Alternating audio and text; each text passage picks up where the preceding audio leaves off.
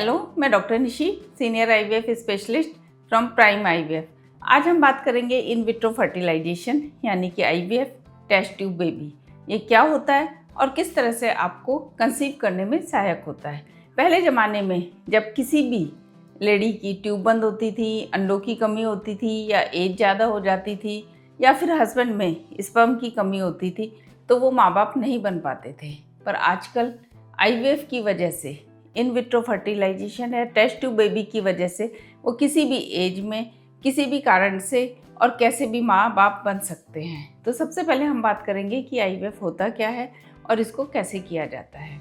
जब भी husband wife 1 साल तक अनप्रोटेक्टेड इंटरकोर्स करते हैं, यानी कि वो माँ बाप बनने के लिए कोशिश कर रहे होते हैं और उनको 1 साल हो जाता है, ना हस्बैंड में कोई कमी होती ना वाइफ में कोई कमी होती, उसके बाद भी वो कंसीव नहीं कर पाते हैं, तो इसको इनफर्टिलिटी कपल कहते हैं।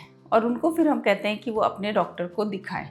जब वो अपने इनफर्टिलिटी स्पेशलिस्ट के पास हस्बैंड वाइफ जाते हैं तो क्या होता है कि जो गायनोकोलॉजिस्ट होता है वो वाइफ के भी टेस्ट कराता है और हस्बैंड के भी टेस्ट कराता है। जब हम वाइफ के टेस्ट कराते हैं तो हमें पता चलता है या तो उनकी ट्यूब बंद है या फिर उनके एग अच्छी क्वालिटी के नहीं बन रहे हैं, या एग बन तो रहे हैं पर वो सिस्ट में कन्वर्ट हो रहे हैं, रैप्चर नहीं हो रहे हैं, जिससे कि वो कंसीव नहीं कर पा रही हैं।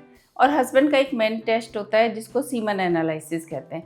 जब हम हस्बैंड का टेस्ट कराते हैं तो पता चलता है कि उसमें स्पर्म ही नहीं है, यानी कि नील काउंट है। और इसके अलावा अगर हस्बैंड में स्पर्म की भी कमी है, कई बार हस्बैंड के स्पर्म की मोटिलिटी कम होती है, यानी कि जो तेज़ गति से चलने वाले स्पर्म होते हैं वो बहुत कम होते हैं। इनकी वजह से भी पेशेंट कंसीव नहीं कर पाता। तो आपने देखा कि जब हस्बैंड वाइफ दोनों में थोड़ी कमियां आए या कई बार दोनों में कमियां भी नहीं होती तो भी कपल कंसीव नहीं कर पाता, तो इसको अनएक्सप्लेन्ड इनफर्टिलिटी कहते हैं। अब पेशेंट को कंसीव करना है तो इनफर्टिलिटी स्पेशलिस्ट उसको जब टेस्ट करके बताता है कि आपकी तो ट्यूब बंद है या स्पर्म कम है, तो आपको आईवीएफ पे जाना पड़ेगा।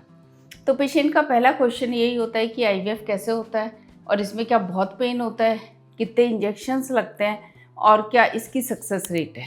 तो मैं आपको बताना चाहूँगी कि सबसे पहले जो भी टेस्ट ट्यूब बेबी है या इनफर्टिलिटी के लिए जो हम आईवीएफ कर रहे हैं वो पेनलेस है। खाली आपको इंजेक्शंस का पेन होता है इसमें, और इसमें कोई भी पेन नहीं होता है। एक बहुत बड़ी मिथ है कि आईवीएफ प्रोसीजर जो होता है उसमें बहुत ज़्यादा पेन होता है।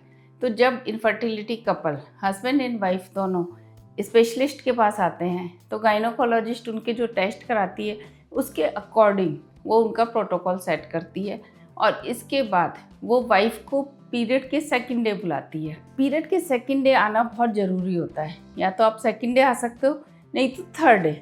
सेकंड और थर्ड डे पे आना बहुत ज़रूरी होता है क्योंकि उसी समय आपके ब्लड टेस्ट किए जाते हैं, आपके हार्मोन्स की कंडीशन देखी जाती है। आपके जो ब्लड टेस्ट होते हैं वो बताते हैं कि आप में क्या कमी आ रही है, जिसको कि प्रोटोकॉल के द्वारा या इंजेक्शंस के द्वारा अंडे बनाने में यूज किया जाएगा। इसके अलावा आपका पीरियड के सेकंड डे पे एक अल्ट्रासाउंड होता है जिसे ट्रांस वेजाइनल अल्ट्रासाउंड यानी कि टीवीएस कहते हैं, जो वेजाइना के अंदर से किया जाता है। इससे हमें पता चलता है कि आपके एग जो फॉलिकल्स जो ओवरी में बन रहे हैं वो कितने हैं, यूट्रस में कोई प्रॉब्लम तो नहीं है, कोई फाइब्रॉइड तो नहीं है, ओवरी में कोई सिस्ट तो नहीं है। जब आपके डे 2 के ब्लड टेस्ट और जो अल्ट्रासाउंड सब सही होता है तो आपका एक प्रोटोकॉल डिसाइड किया जाता है। उस प्रोटोकॉल के अकॉर्डिंग गायनोकोलॉजिस्ट आपको इंजेक्शंस देता है जो कि 3 से 4 दिन तक लगते हैं। 3 से 4 दिन जब आपका डे फर्स्ट पे जो इंजेक्शन लगता है वो आपको बताया जाता है कि ये इंजेक्शन इस तरह से लगेंगे, और हस्बैंड का सीमन एनालिसिस किया जाता है। अगर हस्बैंड में भी कोई पस सेल्स होती हैं या कल्चर में कुछ ऐसा आता है तो हस्बैंड को भी कुछ मेडिसिन दी जाती है। कई बार हस्बैंड के स्पर्म काउंट इम्प्रूव करने के लिए 2 से 3 महीने तक भी दवाई चलाई जाती है। उसके बाद वाइफ का इलाज शुरू किया जाता है। जब पीरियड के सेकंड डे पे आपको इंजेक्शंस दिए जाते हैं वो आप 4 से 5 दिन लगा के फिर आपको हॉस्पिटल में बुलाया जाता है। आपका फिर से ब्लड टेस्ट किया जाता है, अल्ट्रासाउंड किया जाता है और देखते हैं कि आपके फॉलिकल्स जो इंजेक्शंस दिए हैं वो उन फॉलिकल्स पे कितना असर कर रहे हैं, कितनी ग्रोथ हो रही है, कितने नंबर ऑफ फॉलिकल्स बन रहे हैं, उनके साइज क्या है। उसके अकॉर्डिंग आपका कुछ ब्लड टेस्ट होता है और इसके बाद 5 से 6 दिन के इंजेक्शंस और दिए जाते हैं। 8वें या 9वें दिन आपको फिर से बुलाया जाता है, फिर से आपका TVS स्कैन अल्ट्रासाउंड किया जाता है। तब पता चलता है कि आपके जो फॉलिकल्स हैं उनका साइज आ गया है 18 to 20 mm तक। तो आपको एक रैप्चर का इंजेक्शंस देते हैं जो कि टाइम के अकॉर्डिंग लगता है, और उसके बाद 34 से 36 आवर्स के बाद बीच में, मतलब 34 से 36 आवर्स के बीच में आपका ओवर पिकअप किया जाता है, जो कि OT में होता है, और इसमें आपको बेहोश किया जाता है। तो इसमें आपको बिल्कुल भी पेन नहीं होता। जब आपके लैब में OT के अंदर आपके फॉलिकल्स निकाले जाते हैं, यानी कि ओवम पिकअप किया जाता है, उसी दिन आपके हस्बैंड का स्पर्म भी लिया जाता है। अब जो हमारी एम्ब्रियोलॉजी लैब होती है उसमें एग और स्पर्म को फर्टिलाइजेशन किया जाता है, और फर्टिलाइजेशन करने के बाद एम्ब्रियो बनाए जाते हैं। इसके बाद आपका जो एंडोमेट्रियल लाइनिंग पे वर्क किया जाता है।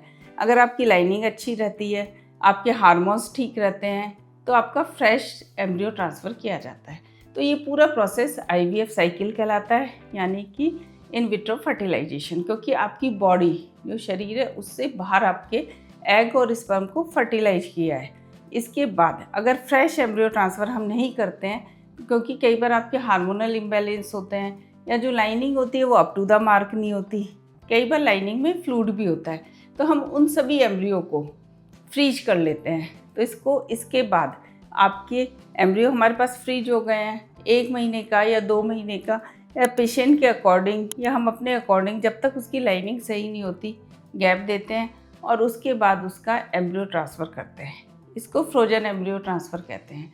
इस तरह से आपका एम्ब्रियो ट्रांसफ़र जो उसकी सबसे लास्ट स्टेप होता है। इसके बाद आपको कुछ दवाई दी जाती है, और 15 दिन के बाद आपका टेस्ट किया जाता है कि आप कंसीव हुए हैं या नहीं हुए। तो आपने देखा जो हमने IVF किया है उसमें एग भी बाहर और स्पर्म भी बाहर फर्टिलाइज किया है। तो आपके जो जैसे कि ट्यूब बंद थी, ट्यूब बंद होने की वजह से आपका फर्टिलाइजेशन नहीं हो रहा था, क्योंकि ट्यूब में ही एग और स्पर्म मिलके फर्टिलाइज करते हैं।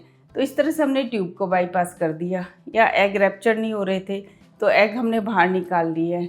तो ये जो सब प्रॉब्लम आ रही थी जिनकी वजह से आप कंसीव नहीं कर पा रहे थे, तो वो टेस्ट ट्यूब बेबी में IVF में वो सभी प्रॉब्लम ख़त्म हो जाती है और आप कंसीव कर पाते हैं। तो एक अच्छा उपाय है आपके लिए कंसीव करने के लिए। इसकी सक्सेस रेट क्या है? ज़्यादातर सब ये पूछते हैं क्या इसकी गारंटी है? तो मैं आपको बताना चाहूँगी कि अगर आपके एग अच्छे हैं, स्पर्म अच्छे हैं और यूट्रस ठीक है, यानी कि आपकी लाइनिंग सही बन रही है, उसका ब्लड फ्लो भी सही है, तो आप आराम से कंसीव कर सकते हैं। इसकी 100% गारंटी नहीं है, क्योंकि जो एम्ब्रियो ट्रांसफ़र के बाद कोई भी ये नहीं कह सकता कि आप 100% कंसीव कर जाएंगे।